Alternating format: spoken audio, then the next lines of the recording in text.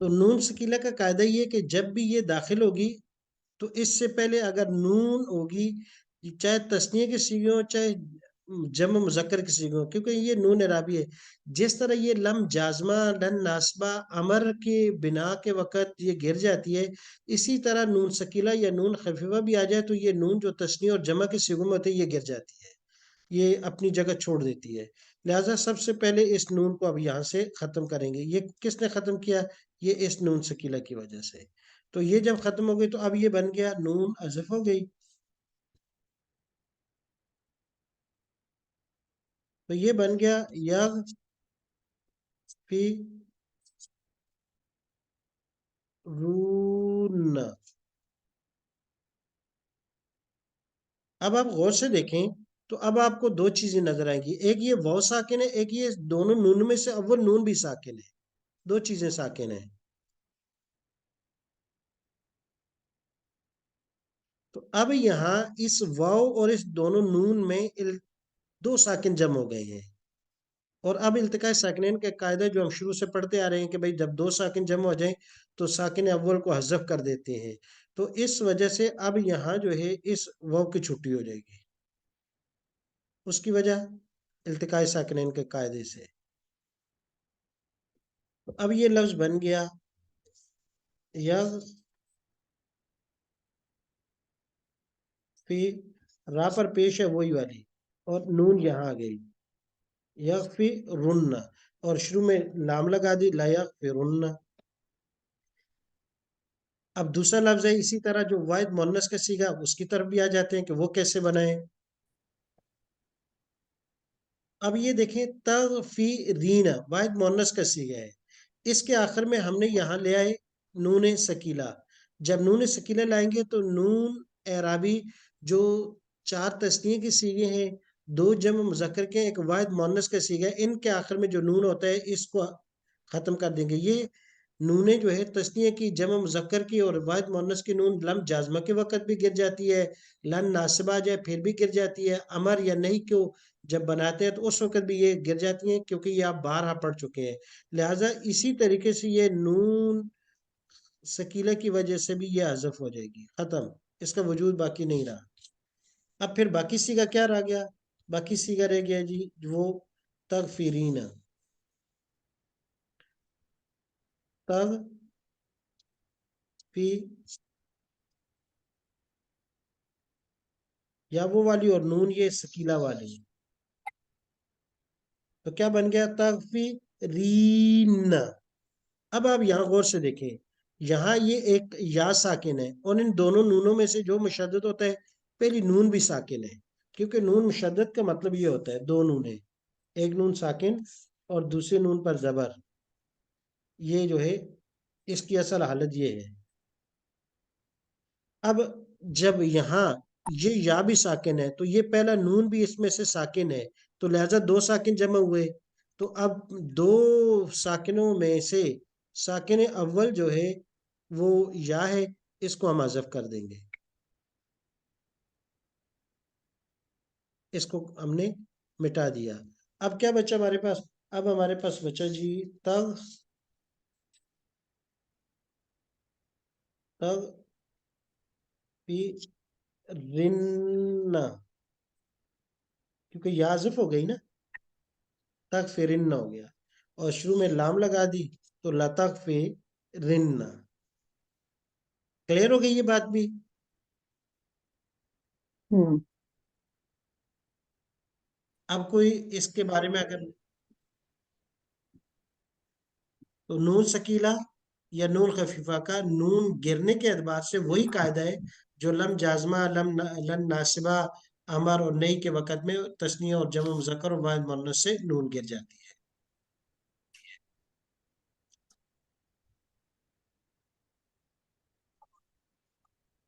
یہ قاعدہ یہ ہے کہ جب بھی نون سکیلا یا نون خفیفہ تاکید کے لیے آئے گی تو اس کے ساتھ شروع میں لام بھی لازم طور پر آئے گی، اکیلی نون نہیں آتی.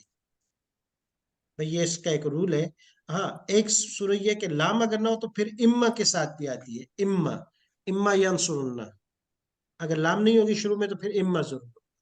تو یعنی لام تو لازمی ہوگی، اگر لام نہیں ہے تو اما ہوگا. نون سکیلا جب بھی تاکید کے لیے آئے گی پھر مضارع کے ساتھ تو شروع میں لام ہوگی، اگر لام نہیں ہے تو اس کا الٹرنیٹو میں پھر وہ آ جائے گی اما۔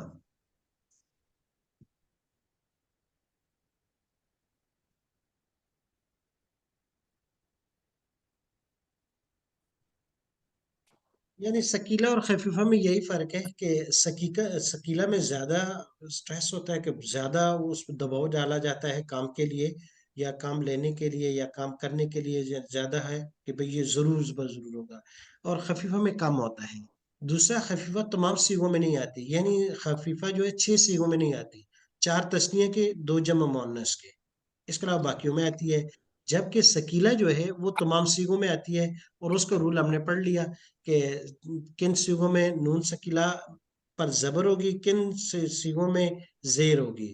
تو 6 لفظ ایسے ہیں کہ جہاں نون سکیلا پہ زیر ہوگی، اور وہ 6 الفاظ میں ہیں، یا اس طریقے سے کہہ سکتے ہیں کہ جن جگہوں پر، جن مقامات پر نون سکیلا سے پہلے الف ہے وہاں نون مکسور ہوگی، اور جہاں نون سکیلا سے پہلے الف نہیں ہے، چاہے زبر ہے، چاہے زیر ہے، چاہے پیش ہے، تینوں اعراب آتے ہیں، اس میں نون خفیفہ پر زبر ہوگی۔ تو گویا کہ پہلا قاعدہ خود جو ہے نون سکیلا کی اپنی ذات کے اعتبار سے ہے کہ نون سکیلا پر 2 قسم کے اعراب ہیں، یا زبر ہوگی یا زیر ہوگی۔ تو زبر کا ہوگی، زیر کا ہوگی، تو وہ الفاظ جن میں نون سکیلا سے پہلے الف ہوگا ان میں نون کے نیچے زیر ہوگی، اور وہ 6 لفظ ہیں، 4 تثنیہ کے، 2 جمع مؤنث کے، اور اس کے علاوہ باقی سیغوں میں نون سکیلا پر زبر ہوگی ایک۔ پھر اس کے بعد دوسرا قاعدہ، نون سکیلا سے پہلے کون سا اعراب ہوگا؟ تو نون سکیلا سے پہلے 3 اعراب ہو سکتے ہیں، زبر بھی ہو سکتی ہے، پیش بھی ہو سکتی ہے، زیر بھی ہو سکتی ہے۔ اچھا، زبر کہاں ہوگی؟ زبر ان الفاظ میں ہوگی جو واحد وزن کے اعتبار سے واحد ہیں، جیسے واحد مذکر کا صیغہ، واحد مؤنث کا، اور واحد متکلم اور جمع متکلم۔ ٹھیک ہو گیا؟ اور 2 صیغوں میں نون سکیلا سے پہلے پیش ہوگی، وہ ہیں جمع مذکر کے دونوں صیغے، اور ایک صیغہ ہے جس میں نون سکیلا سے پہلے زیر ہوگی، اور وہ ہے واحد مؤنث کا واحد صیغہ۔ مول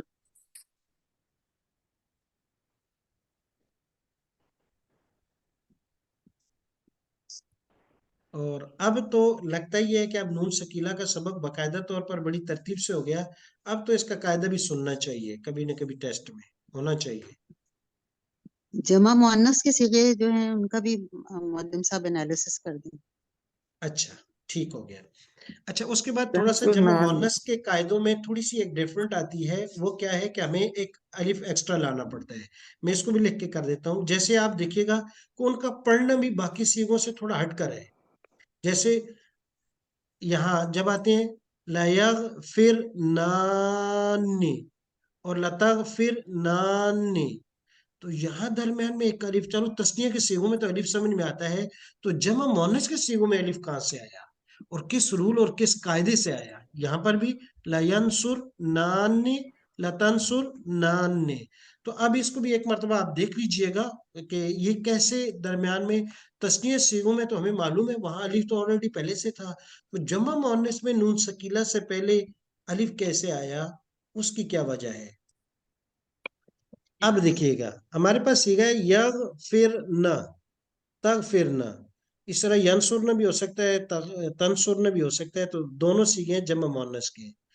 اب ان کے ساتھ جب ہم نے نون سکیلا لائی دونوں جگہ میں، یغفر ننا، تغفر ننا، شروع میں ہم نے لام بھی لے آئے، یہاں پر بھی لے آئے، اب یہ بن گیا لیغفر ننا، اور یہ بن گیا لتغفر ننا۔ اب یہاں دیکھیے گا 3 نونیں ہیں، نمبر 1 اور یہ 2 نونیں ہیں، ایسے ہی ہے، 3 نونیں جمع ہو گئی نا یہاں؟ جی جی اب 3 نونیں جمع ہو گئی۔ اچھا، فعل کے اندر اصل حرف کون کون سے ہیں؟ غائن، فا، را، ہاں یہ 3 اصل حروف ہیں، اور یہ نون جمع مؤنث کے علامت کے طور پر تھی، یہ بھی فعل کا اصل ایسا نہیں، یہ ایکسٹرا حرف ہے، اور نون سکیلہ جو تاکید کے لیے آئی ہے یہ بھی ایکسٹرا حرف ہے، یہ بھی فعل کا اصل ایسا نہیں ہے۔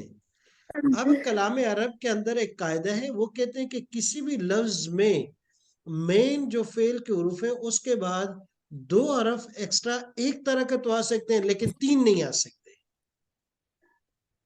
ہاں اگر ان نونوں میں سے کوئی ایک نون فعل کا اصلی حرف ہوتی پھر ہم اس کو برداشت کر لیتے، لیکن کمال کی بات یہ کہ فعل کے آخر میں یہ تینوں ڈبے جو لگے ہیں نئے ایکسٹرا، یہ تینوں کی تینوں زائد ہیں، اس انجن کا حصہ نہیں ہے. لہذا قاعدہ یہ ہے کہ جو بھی 3 حرف اکٹھے ایک طرح کے آ جائیں، کہتے ہیں کہ یہ ایک لفظ کے آخر میں جمع نہیں ہو سکتے. تو کہتے ہیں کہ اچھا پھر 3 اکٹھے جمع ہو گئے تو ان کو پھر درمیان میں فاصلہ لے آئیں. تو اب پھر انہوں نے کہا کہ ایک طریقہ کریں، ایک الف لے آئیں. تو وہ ایک الف یہاں لے آئے، یہ ادھر بھی ادھر بھی. تو اس کو کہتے ہیں الف فاصلہ. یہ جو اس کو کہتے ہیں الف فاصلہ، اس کا باقاعدہ قاعدہ ہوتا ہے.